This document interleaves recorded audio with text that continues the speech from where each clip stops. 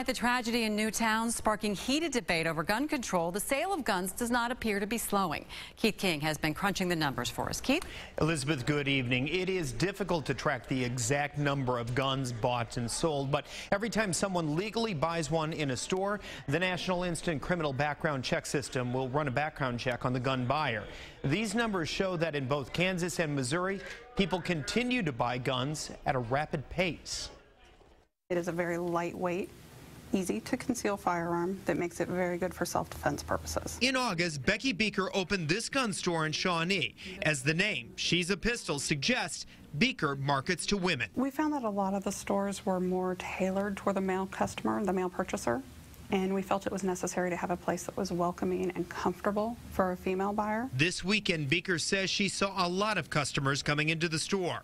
In Kansas and Missouri, gun sales this year appear to be strong, according to the FBI's website. This year, through the end of November, the numbers of NICS background checks done in Kansas comes to more than 175,000.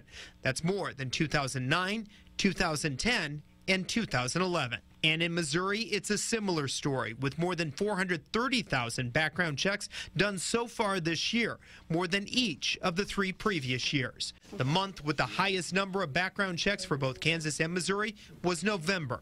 Now, as the national spotlight over gun control intensifies, these tragedies must end. And to end them, we must change. Beeker expects to see even more customers coming in to buy. I think it'll definitely continue to cause an increase in sales, both of firearms and other methods of self-defense. I think that people are realizing that they have to find a way to protect themselves and their children.